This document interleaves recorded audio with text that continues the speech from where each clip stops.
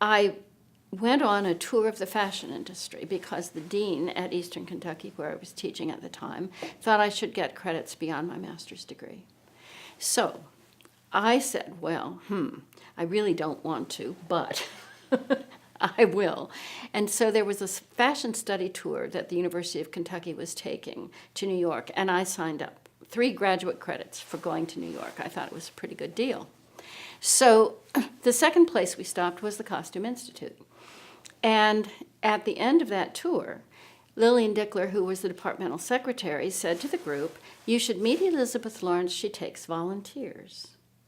Elizabeth Lawrence was the master restorer at the Costume Institute.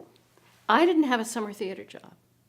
And I thought, it had been cathartic being in the storage because all these years, almost 9-10 years, I'd been teaching costume history through pictures in books. And there I was in the middle of the Costume Institute storage, seeing the real thing. And it was absolutely cathartic. I thought, all these years, I thought I knew what I was talking about, and I didn't at all. And I really wanted to spend more time with objects. I think one of the stories that I enjoy most is meeting Melia Davenport.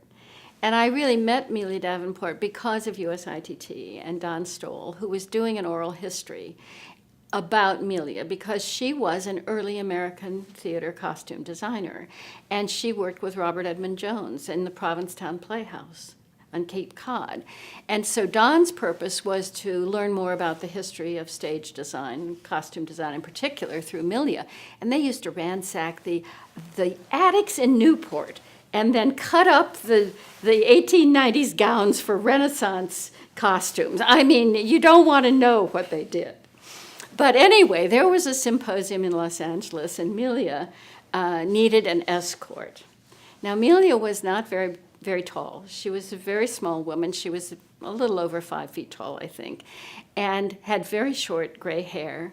And I met her at the airport, and she was wearing a purple pantsuit and purple patent leather shoes and purple sunglasses.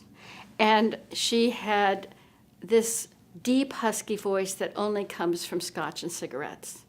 And she said, I don't know where you're sitting, but I'm sitting in the back of the plane where I can drink and smoke. And off we went to Los Angeles.